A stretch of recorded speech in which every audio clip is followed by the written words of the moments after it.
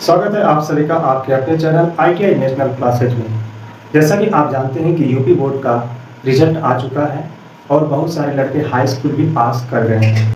High school पास करने के बाद उनके दिमाग में ये चलता है कि अब हमें हाई स्कूल के बाद क्या करना चाहिए, हमें हाई स्कूल के बाद कौन सी पढ़ाई करनी चाहिए, आगे कौन सा कोर्स करना चाहिए।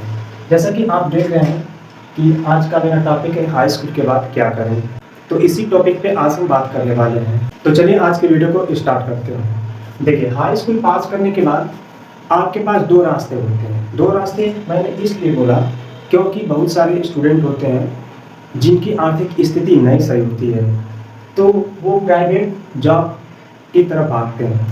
तो अगर आपकी आर्थिक स्थिति नहीं सही है तो आप जॉब भी कर सकते हैं, अन्यथा यदि आपको आगे पढ़ाई करना है तो आप पढ़ाई भी कर सकते हैं। हाई स्कूल पास करने के बाद आपको पढ़ाई करने के दो रास्ते होते हैं। पहला रास्ता होता है नॉन टेक का और दूसरा होता है टेक्निकल, यानी आप टेक्निकल पढ़ाई भी कर सकते हैं। नॉन टेक में क्या होता है, आप इंटरमीडिएट कर सकते हैं। क्या कर सकते हैं? इंटरमीडिएट कर सकते हैं। इंटरमीडिएट की आप पढ़ाई कर सकते हैं। इंटरमीडिएट में भी दो कैटेगरी है। पहला है आर्ट, यानी आप आर्ट से भी आगे की पढ़ाई कर सकते हैं, यानी आर्ट से भी आप इंटरमीडिएट कर सकते हैं और साइंस से कर सकते हैं, यानी विज्ञान वर्ग से कर सकते हैं। विज्ञान वर्ग से भी कर सकते हैं, इसको बोलते हैं साइंस। ठीक है, तो साइंस में भी दो कैटेगरी होता है। पहला होता है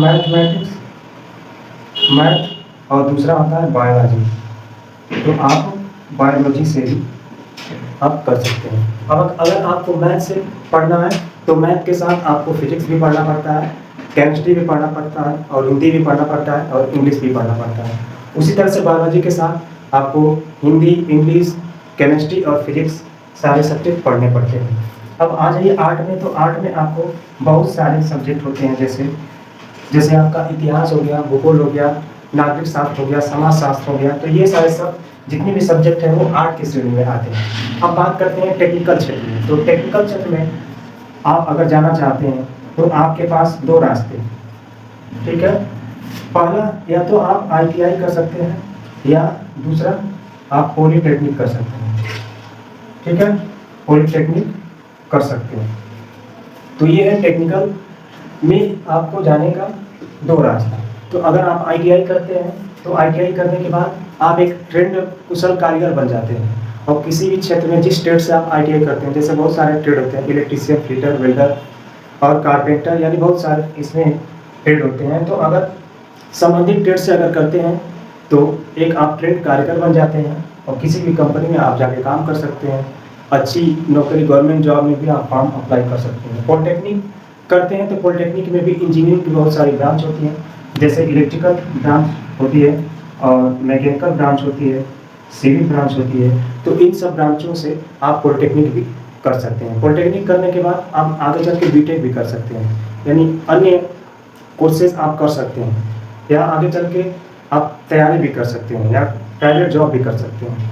तो आशा करता हूँ कि आप लोगों को मेरे द्वारा बताई गई सभी बातें समझ में आ गई होगी। तो मिलते हैं एक नए वीडियो में नए जानकारी के साथ। चैनल पे नए हैं तो चैनल को सब्सक्राइब कर दीजिए, बेल आइकन प्रेस करके ऑल पे क्लिक कर दीजिए। इसी तरह की वीडियो इस चैनल पे प्रोवाइड कराई जाती है। मिलते हैं अगले वीडियो में, तब तक के लिए जय हिंद, धन्यवाद।